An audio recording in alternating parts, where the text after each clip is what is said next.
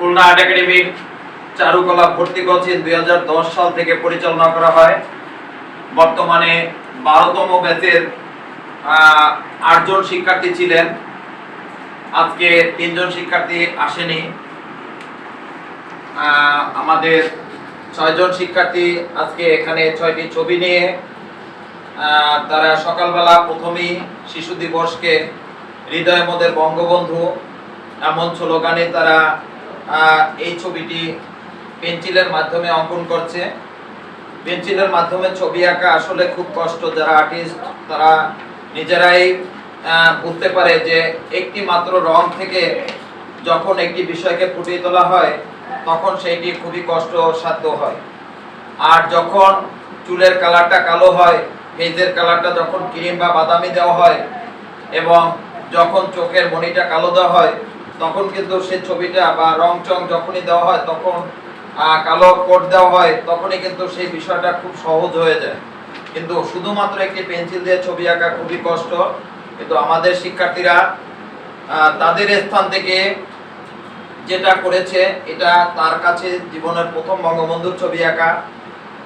আমরা প্রতিটা বছরই আমরা নবীনদের নিয়ে এই বিষয়টি, এই দিবসটি আমরা পালন করার চেষ্টা করি। জাতীয় দিবসগুলি আমরা ছোটখাটো পরিসরে হলেও ঘরোয়া পরিবেশে হলেও আমরা সেই দিবসটি সুন্দরভাবে পালন করার চেষ্টা করি। নবীনদের মাঝে বঙ্গবন্ধুর যে স্বপ্ন এবং বঙ্গবন্ধুর কার্যক্রম আমরা নবীনদের মাঝে বিকশিত করার চেষ্টা করি, যাতে করে এই নবীনরা বিশ্ববিদ্যালয়ে গিয়ে তারা ভালো কিছু করতে পারে। একটি ভালো পথের একটি নির্দেশনা দেওয়ার চেষ্টা করি। তারা যদি এখন এই ছবিটা আঁকে এখন হয়তো ভালো হবে না, কিন্তু আজকে আমাদের প্রধান অতিথি এবং বিশেষ অতিথি যারা অতিথিবৃন্দ আছে তাদের দুটি সুন্দর পথ নির্দেশনা যখনই পাবে, ভালো দুইটা কথা শুনবে, এই কথার তাদেরকে ভিতরে নতুন কিছু জাগ্রত হবে, তখন তারা বিশ্ববিদ্যালয়ে গিয়ে এই মহান নেতার ছবি আঁকবেন এবং বিভিন্নভাবে রঙের মাধ্যমে তারা সুন্দরভাবে ফুটিয়ে তোলার চেষ্টা করবে। এমনটাই আমি নিজের ভিতরে কল্পনা করে এই দিবসটি বা জাতীয় দিবসগুলি বঙ্গবন্ধুর প্রত্যেকটা দিবসই আমরা বিভিন্নভাবে অনুষ্ঠানের মাধ্যমে পরিচালনা করার চেষ্টা করি।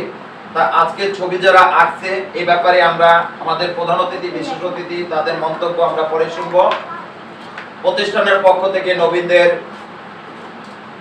আশীর্বাদ করি তারা যেন ভবিষ্যতে ভালো একটা জায়গায় গিয়ে এই মহান নেতার এই আদর্শ, তার জীবনের ইতিহাস জানার চেষ্টা করতে হবে এবং তাকে নিয়ে ভালো কিছু করার সবসময় উদ্দেশ্য নিয়ে পথ চললে আমি অত্যন্ত খুশি হব।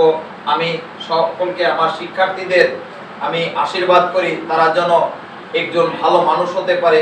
আর আপনারাও সবাই তাদেরকে এমনটাই আশীর্বাদ করবেন তারা যেন একজন আদর্শ মানুষ হয়ে উঠতে পারে। এমনটাই আপনাদের কাছেও আমি অনুরোধ রাখবো যে আমার শিক্ষার্থীদের জন্য এতটুকুই আশীর্বাদ করবেন।